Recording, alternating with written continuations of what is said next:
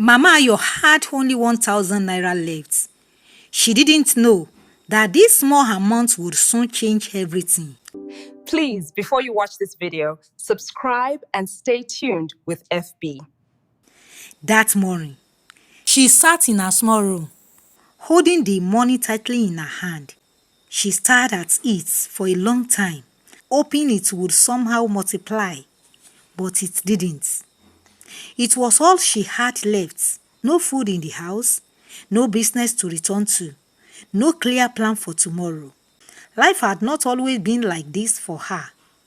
There was a time she had something stable, a daily routine, a reason to wake up each morning with hope. She used to work at a busy motor park, helping passengers organizing trips, attending to people. It wasn't a big job, but it was enough to survive. Until one day, everything changed. The company reduced workers, and just like that, she was sent away. No warning, no backup, just silence. She tried to stay strong. She told herself, something better will come. But days turned into weeks, and weeks turned into months. Nothing came. So, she started something small, selling food by the roadside just to survive.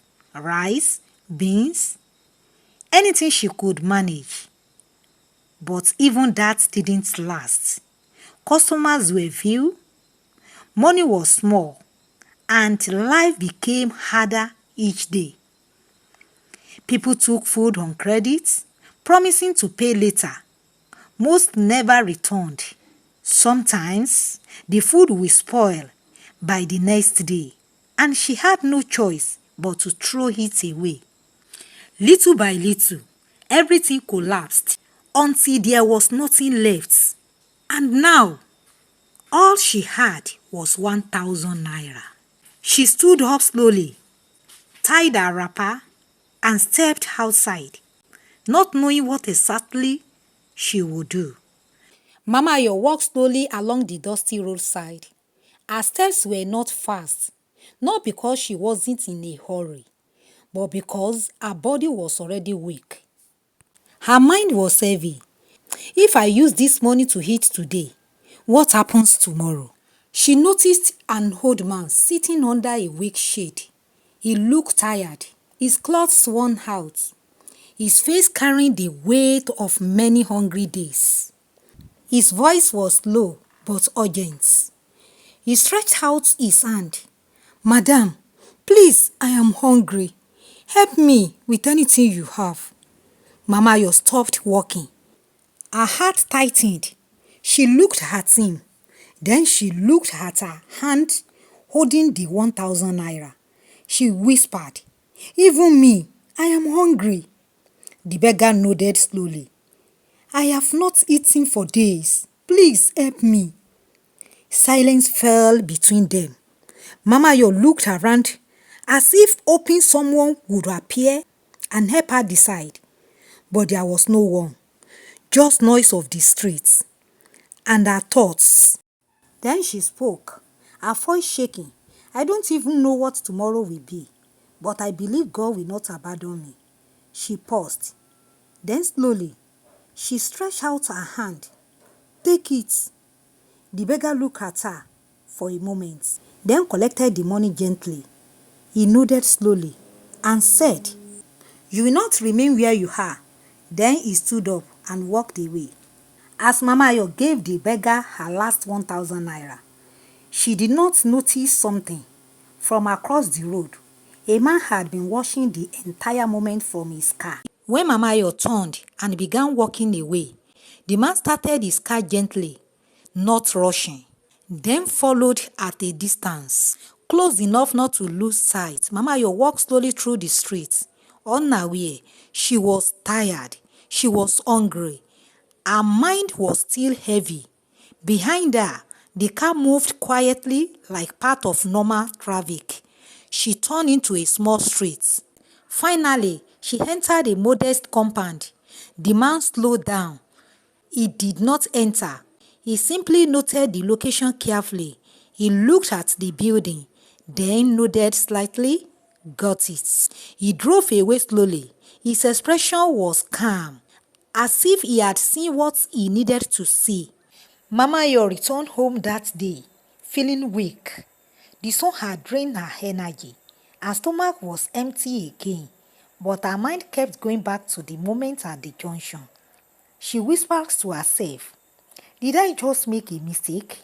Or was that fate?" She sighed and entered her small room. As she got inside, she immediately checked her small food container. She opened it slowly. Empty. Her heart sank. So there is nothing at all. She sat down quietly. For a moment, she just stared at the wall. After some time, at the side of the compound, there was a small pawpaw tree. It was not hers alone. It grew naturally around the area. She looked at it. A few ripe pawpaw fruits were hanging. She sighed and said softly, "At least, this one is there." She plucked one. She peeled it slowly and ate quietly. It was not enough, but it kept her going. That night, Mama Ayo lay down hungry again, but something inside her felt different. Early the next morning, Mama Ayo opened the door slowly. A neighbor stood there holding a small plate of food. "Mama Ayo, I cooked extra this morning. Please take this." She blinked in surprise. "Ha! Thank you. May God bless you." The neighbor smiled. "Don't worry." Later that same day, another neighbor greeted her warmly. Someone else checked on her. Mama Ayo noticed it. Why are people suddenly kind to me like this? The following morning, Mama Ayo sat quietly inside her small room. The morning light was soft, but her worries were still there. She had eaten a little the day before, thanks to her neighbor, but life was still uncertain. "God, I don't know what you are doing in my life." Then, knock, knock, knock. Mama Ayo paused. Her heart beat slightly faster. She stood up slowly and walked to the door. A man stood outside. "Good morning. Are you Mama Ayo?" She nodded slowly. "Yes. Please, who are you?" The man gave a small respectful nod. "My name is Daniel." Then he continued, "I am not here to disturb you. I was sent to come and see you." Mama Ayo frowned slightly. "Sent by who?" Daniel replied calmly, "By someone who noticed what you did the other day." Mama Ayo's face tightened. "I don't understand." He continued, "The day you gave your last money to the beggar." Mama Ayo looked down slowly. "I don't do anything special. I was just hungry like him." Daniel smiled softly. "That is exactly why it matters." Daniel opened his file again. His tone became more practical. "Mama Ayo, I need to ask you something.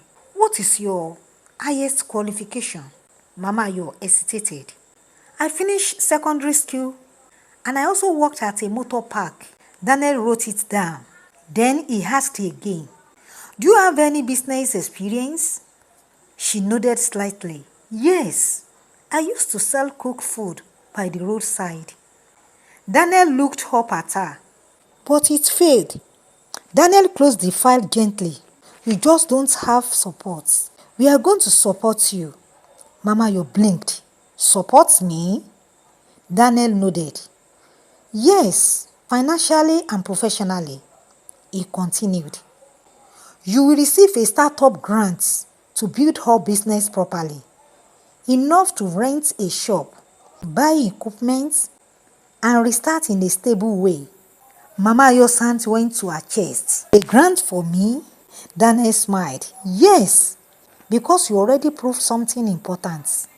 Then Daniel added something even more surprising.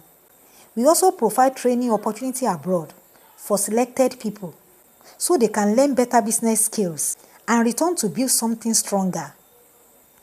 Mama Ayo froze. "Abroad? Me?" Daniel said calmly, "Yes, if you are willing.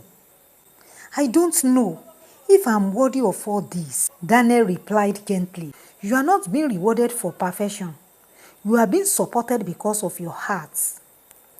Some months later, Mama Ayo's life changed completely.